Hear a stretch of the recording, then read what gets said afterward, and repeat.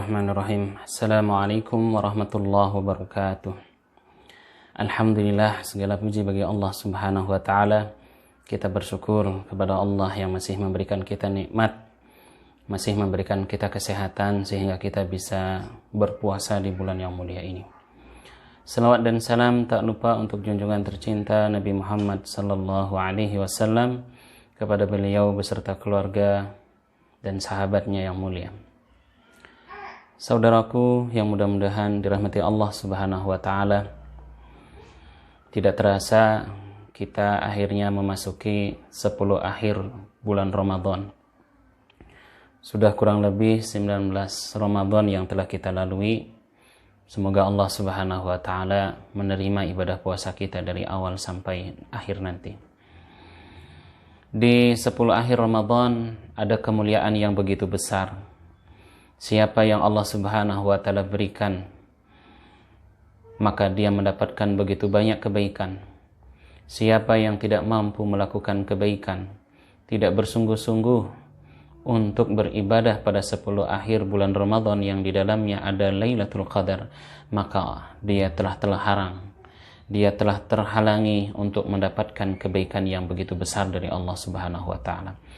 Maka mudah-mudahan kita menjadi orang yang pertama yang mendapatkan keutamaan dari Allah Subhanahu wa taala, yaitu beribadah di 10 akhir Ramadan sehingga kita mendapatkan Lailatul Qadar.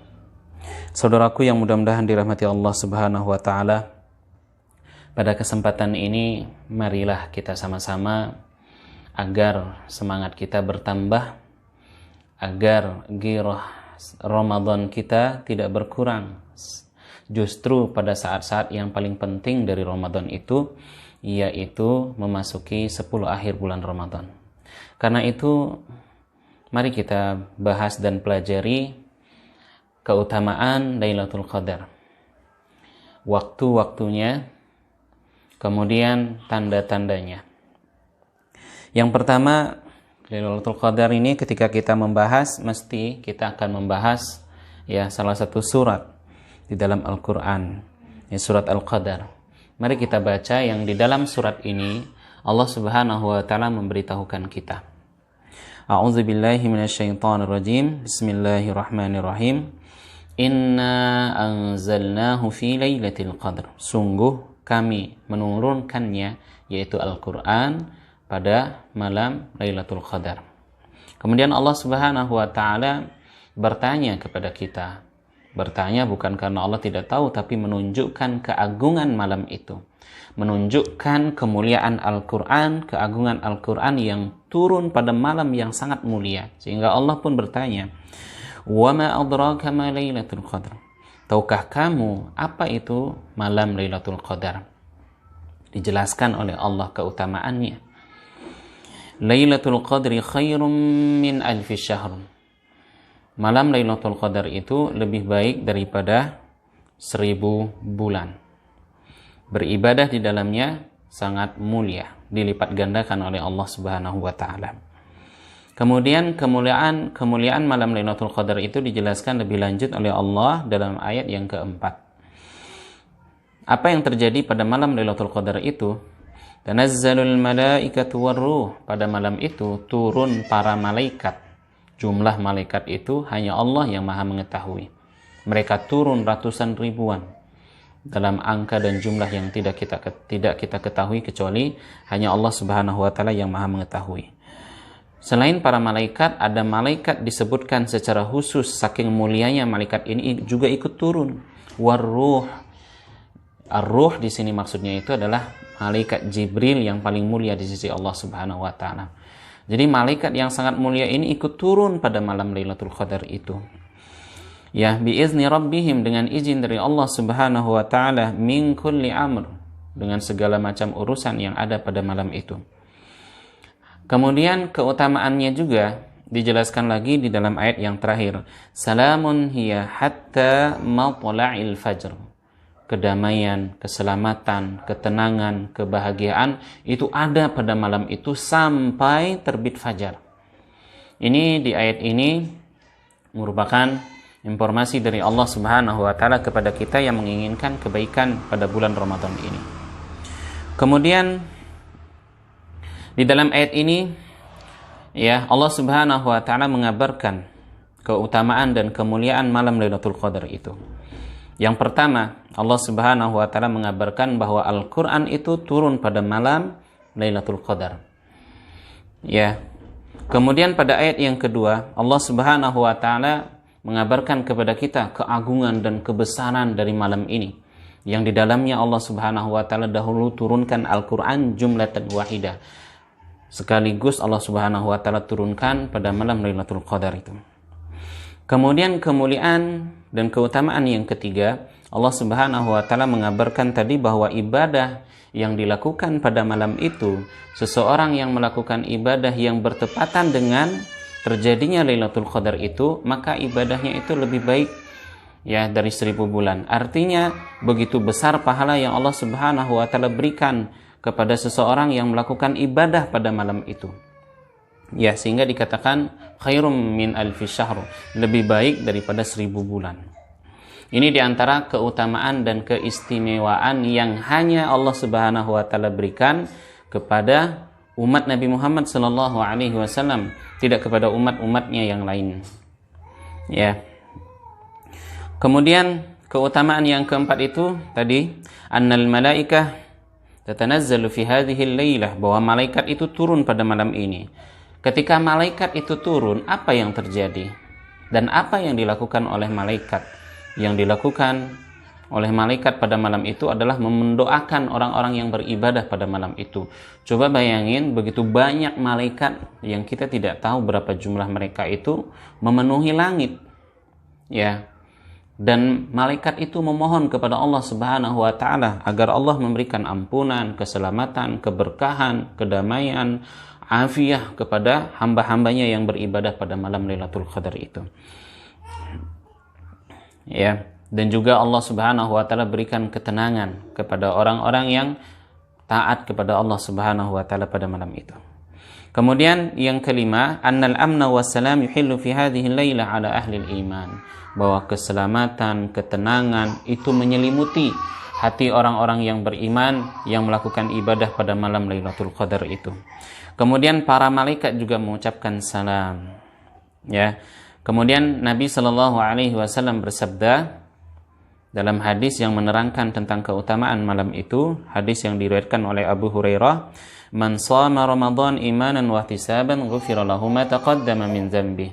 Siapa yang berpuasa di bulan Ramadan didasari karena iman dan juga mengharap pahala dari Allah Subhanahu wa taala, Allah akan memberikan ia ampunan dari kesalahan-kesalahan yang telah lalu yang ia lakukan.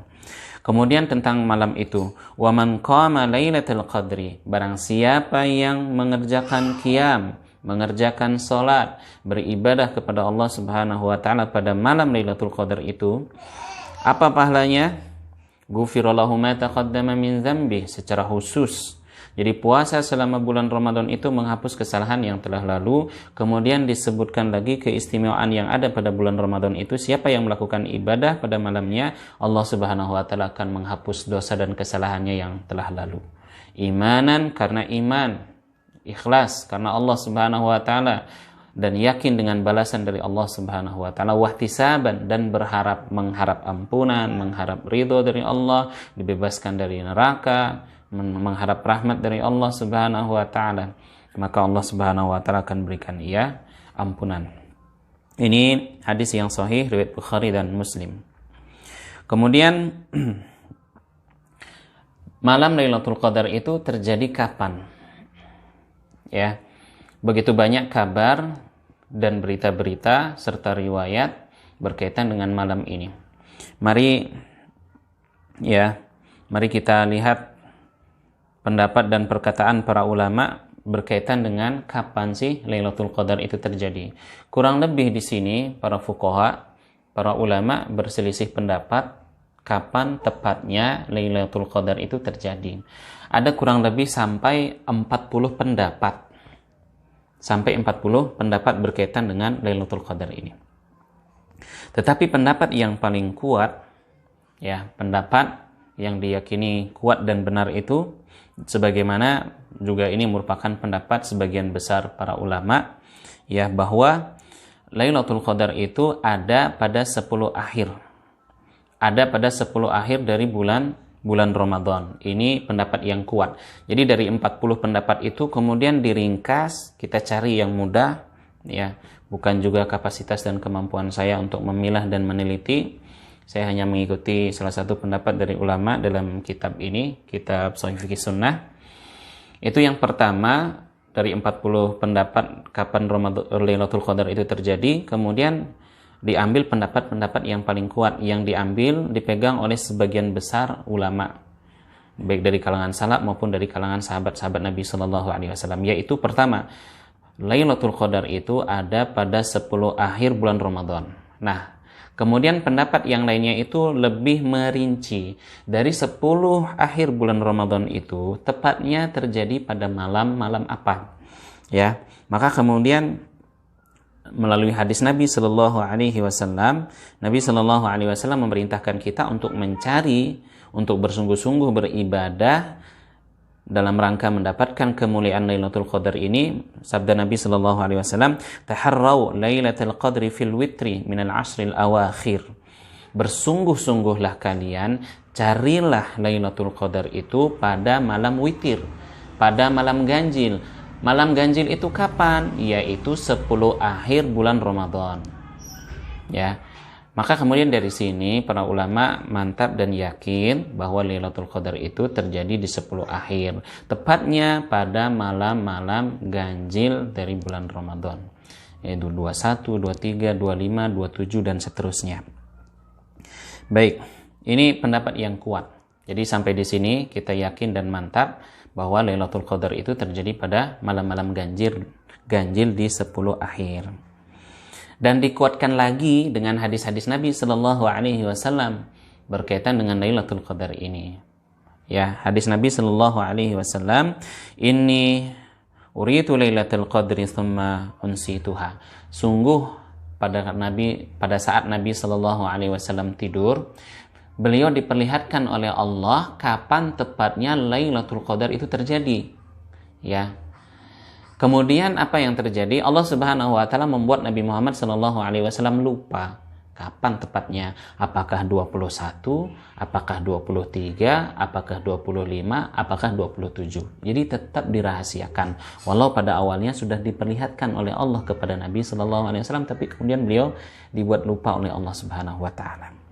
Nah, kemudian di akhir hadisnya itu Nabi Shallallahu Alaihi Wasallam, "Faltamisuha fil asril awakhir." Dikuatkan lagi, carilah Lailatul Qadar itu di malam-malam ganjil di 10 akhir dari bulan Ramadan.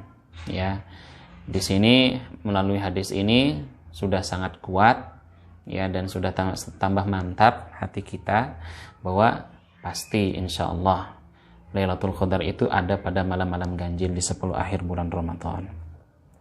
Lantas kenapa disembunyikan oleh Allah dan tidak dikabarkan kepada kita? Kenapa sih Lailatul Qadar itu enggak ke malam 21 pasti, atau malam 23 atau 25 atau 27? Agar kita bersungguh-sungguh dan menambah amal kita ketika sudah memasuki 10 akhir bulan Ramadan. Ya, jadi cuman Lailatul Qadar ini Allah Subhanahu wa taala rahasiakan kapan terjadi. Kalau yang lain yang sudah pasti Allah rahasiakan itu adalah hari tahun berapa, kapan kiamat itu terjadi, hanya dijelaskan hari Jumat. Sama kayak Lailatul Qadar dijelaskan pada malam ganjil di 10 akhir. Kiamat itu terjadi pada hari Jumat. Tahun berapa dirahasiakan oleh Allah Subhanahu wa taala agar kita itu bersungguh-sungguh. Seperti juga Allah merahasiakan kematian dan ajal kita. Pada usia berapa kita meninggal? Pada usia 40-an kah, atau 50-an kah, atau 60-an kah, atau bahkan 70-an. Allah rahasiakan agar kita senantiasa dalam kondisi yang baik, senantiasa bersiap-siap melakukan kebaikan sehingga ke saat ajal itu datang Allah Subhanahu wa taala mencabut nyawa kita dalam kondisi yang baik. Amin ya rabbal alamin. Nah, Lailatul Qadar ini dirahasiakan. Pada awalnya melalui hadis yang tadi Nabi Shallallahu alaihi wasallam itu sudah diperlihatkan, kemudian Allah membuat beliau Shallallahu alaihi wasallam lupa agar kita bersungguh-sungguh. Tidak seperti, mohon maaf, kebanyakan orang bersemangat pada 10 awal Ramadan, berkurang semangatnya ketika memasuki 10 pertengahan yang kedua, kemudian loyo dan hilang semangatnya ketika memasuki 10 akhir Ramadan. Semangatnya itu adalah menambah baju baru, semangatnya berbelanja, ya, kemudian semangat dalam mempersiapkan hari raya Idul Fitri, tetapi hilang semangatnya untuk menambah amal. Padahal Nabi Shallallahu alaihi wasallam melalui hadis-hadis yang dijelaskan ketika memasuki 10 akhir, subhanallah, semangat Nabi Shallallahu alaihi wasallam, beliau meningkatkan amal beliau yang tidak beliau lakukan di malam-malam yang lain. Baik, itu diantara hikmah kenapa Allah Subhanahu wa taala tidak mengabarkan dengan detail kapan Lailatul Qadar itu terjadi. Kalau ibadah-ibadah yang lain, Masya Allah, Allah Subhanahu wa taala terangkan secara detail kapan seseorang melakukan ibadah dan pahala yang begitu besar. Contoh, berpuasa ya pada hari Arafah. Itu diterangkan oleh Allah kapan seseorang berpuasa dan pahalanya besar. Dosa yang telah lalu dan yang akan datang Allah Subhanahu wa taala ampuni. Nah, ini Lailatul Qadar Allah Subhanahu wa taala sembunyikan. Taib. Kemudian ketika seseorang beribadah pada malam-malam ganjil atau di 10 akhir bulan Ramadan, apa hendaknya doa yang sering ia panjatkan ketika beribadah itu? Nabi Shallallahu alaihi wasallam mengajarkan kepada kita untuk membaca doa ketika kita beribadah, ya, sehabis maghrib, isya, habis tarawih, kemudian pertengahan malam sampai fajar itu kita disunahkan untuk memperbanyak membaca doa Allahumma innaka afuwun tuhibbul afwa fa'fu anni. Allahumma innaka afuwun tuhibbul afwa fa'fu anni. Dalam riwayat yang lain, Allahumma innaka afuwun karim tuhibbul afwa fa'fu anni. Ya, Allahumma innaka afuwun, ya Allah, engkau maha pemaaf, tuhibbul afwa, dan menyukai maaf, suka memberikan maaf, fa'fu anni, ampunilah dosaku. Ada yang menerangkan kenapa tidak mengatakan Allahumma innaka ghafurun tuhibbul maghfirah faghfirli. Apa sih bedanya maghfirah dengan afun, ampunan, afun. Jadi kalau bahasa kita, bahasa Indonesia itu maghfirah dan afun itu karena kurang kayanya perbendaharaan bahasa Indonesia ini memaknainya itu hanya ampunan, pemberian maaf dari Allah. Tetapi bahasa Arab itu bahasa yang paling kaya kosakata di dunia ini. Nggak ada bahasa yang melebihi bahasa Arab dengan detail menjelaskan satu perbuatan. Allah Subhanahu wa taala mengatakan, Nabi sallallahu alaihi wasallam mengajarkan kepada kita untuk membaca Allahumma innaka afuwun, tidak Allahumma innaka ghafurun tuhibbul maghfirah faghfirli. Jadi maghfirah itu adalah ampunan dan maaf dari Allah Subhanahu wa taala ketika seseorang melakukan dosa, tetapi diterangkan bahwa bekas dosa yang dahulu ia kerjakan itu masih bisa terlihat ketika nanti Allah menampakkan amal hambanya yang beriman di hari kiamat ketika dihisab. Wahai hambaku, nanti dijelaskan dalam hadis, engkau dahulu melakukan perbuatan dosa ini, dosa ini, dosa ini. Hamba itu yang dihisab oleh Allah dengan hisab yang mudah mengatakan, "Na'am, iya ya Allah, na'am, bala ya Rabb, bala ya Rabb. Dahulu di dunia ketika kamu melakukan dosa ini, dosa ini, dosa ini, dosa ini, aku sembunyikan, aku tutupi aibmu. Kemudian aku memaafkanmu. Pada hari ini pun aku sembunyikan." Nah, itu dikatakan bahwa dosa-dosanya itu maghfirah yang Allah berikan, tetapi ampunannya disertai dengan masih ada catatan dosa. Nah, beda dengan afun, ampunan, afun. Ya. Susah kita jelaskan dengan bahasa kita karena tidak ada kata yang sanggup menerjemahkan kata afun ini. Yaitu penjelasannya, afun itu Allah Subhanahu wa taala memberikan maghfirah, memberikan afun, memberikan maaf disertai dengan catatan-catatan dosa yang dahulu ia kerjakan itu dibersihkan oleh Allah. dihapus oleh Allah. Jadi kalau bahasa kita pemutihan ya. Jadi catatan dosanya itu sudah dihilangkan oleh Allah Subhanahu wa taala. Inilah orang-orang yang nanti ketika masuk surga tanpa hisab, tanpa siksa. Allah sudah berikan maaf. Ya. Karena itu di malam Lailatul Qadar itu saat kita beribadah, kita mengerjakan sholat tarawih. Maka dari mulai Isya itu, bahkan mulai dari maghrib itu, kita udah memperbanyak mengucapkan doa ini. Jadi tidak hanya doa ini dibaca saat seseorang qiyamul lail tahajud misalnya jam 2 baru memperbanyak doa ini. Walau waktu itu adalah waktu yang paling baik dan utama. Tetapi alangkah baiknya ketika dari habis maghrib, misal kita sholat maghrib, kemudian salam, zikir, doa. Nah, di dalam doa itu kita banyak-banyak membaca doa ini. Allahumma innaka afun tuhibbul afwa fa'fu anni. Demikian pula saat sujud sholat maghrib, saat sujud sholat sunnah, saat sujud sholat isya, sholat tarawih, sholat witir, dan qiyamul lail. Jadi sujud-sujud itu kita memperbanyak membaca doa ini. Allahumma innaka afun tuhibbul afwa fa'fu anni. Ya Rabb, ya Allah, engkau sungguh maha pemaaf, suka memberikan maaf, dan maafkanlah kesalahan-kesalahanku. Jadi sambil kita mengingat begitu banyak dosa yang kita lakukan, sambil mengingat tidak ada yang mampu memberikan maaf kecuali hanya zat Allah Subhanahu wa taala. Ya, hanya Allah Subhanahu wa taala yang mampu memberikan maaf. Jadi berdoa diiringi dengan rasa hina di hadapan Allah, kemudian benar-benar mengharapkan agar Allah Subhanahu wa taala memberikan maaf, menambah khusyuknya doa kita, menambah kesungguh-sungguhan doa kita, sehingga ijabah doa itu dekat dikabulkan oleh Allah. Mari kita lanjutkan bahasannya yang terakhir berkaitan dengan tanda-tanda Lailatul Qadar. Dijelaskan oleh Nabi Shallallahu Alaihi Wasallam, hadis yang pertama. Ya, Nabi Shallallahu Alaihi Wasallam menjelaskan dalam sebuah hadis yang derajatnya hasan dari At-Tailasi dan Ibnu Khuzaimah serta Al-Bazzar, ya, bahwa malam Lailatul Qadar itu Lailatul Qadri Lailatun samhah talqatun la harah wa la baridah. Malam Lailatul Qadar itu begitu tenang, sejuk, tidak panas dan juga tidak dingin. Kalau bahasa kita kan mungkin tidak gerah, ya, tetapi sejuk. Ya, ini yang pertama, bahwa malam itu begitu tenang, damai, sejuk. Warihu sakinah, angin itu berhembus tidak terlalu keras, tetapi tenang. Ya. Kemudian yang kedua, at-tu'maninah was-sakinah allati tanzilu bihal malaikah. Ketenangan, kedamaian yang dirasakan orang-orang beriman karena para malaikat itu turun pada malam itu.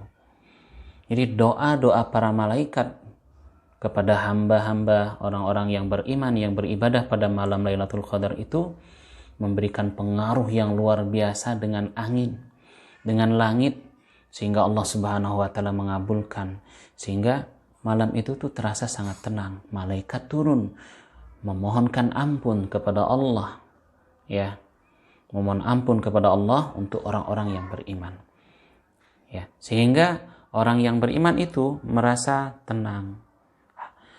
Insyirahus sadri, dadanya itu terasa sangat lapang.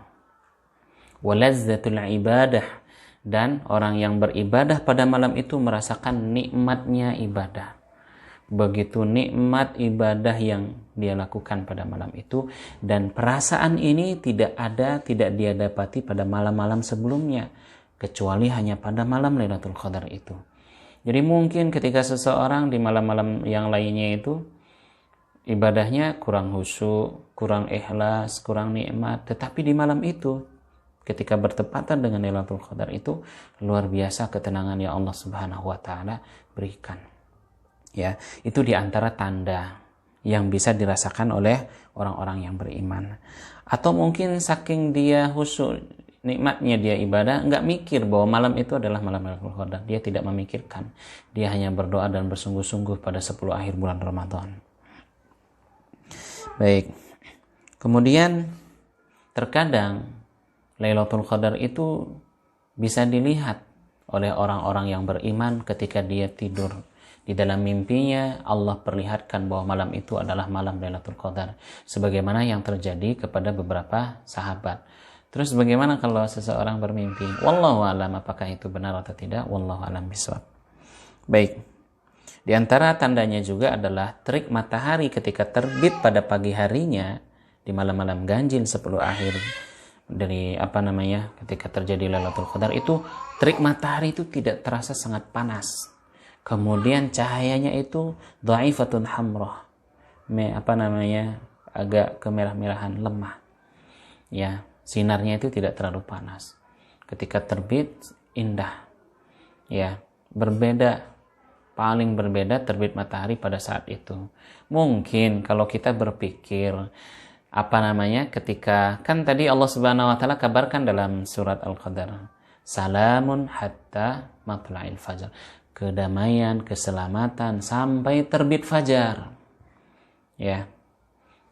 Para malaikat itu berkumpul di atas langit yang jumlahnya banyak, memohon ampun kepada Allah untuk orang yang beribadah pada malam Lailatul Qadar, sehingga terik matahari pada pagi harinya itu mungkin wallahu a'lam bishawab terhalang oleh tubuh-tubuh para malaikat yang tercipta dari cahaya, sehingga tidak merasa terlalu sangat panas. Ini berkaitan dengan tanda-tanda terjadinya Lailatul Qadar atau bertepatan dengan malam Lailatul Qadar. Begitu banyak kabar dan berita yang berkaitan dengan tanda-tanda terjadinya Lailatul Qadar, tetapi kita cukupkan diri kita ya dengan hadis-hadis dari Nabi Shallallahu Alaihi Wasallam. Tadi yang pertama, malam itu begitu sejuk, tenang, damai, angin tidak berhembus dengan sangat keras, tidak dingin, tidak juga panas, tidak gerah, tetapi sejuk. Hati merasakan ibadah yang begitu nikmat. Ya, orang beriman merasakan ketenangan karena para malaikat turun. Kemudian pada pagi harinya terik matahari itu tidak terlalu panas, indah teriknya, terbitnya. Ini tanda dari Nabi Shallallahu Alaihi Wasallam. Semoga Allah Subhanahu Wa Taala memberikan kita karunia bisa beribadah pada malam Lailatul Qadar, dan juga semoga Allah Subhanahu Wa Taala memberikan kita keringanan, diterima amal ibadah kita. Ini bahasan kita mengenai Lailatul Qadar. Terima kasih atas perhatiannya. Mohon maaf apabila ada yang kurang. Ya, saya akhiri. Assalamualaikum warahmatullahi wabarakatuh.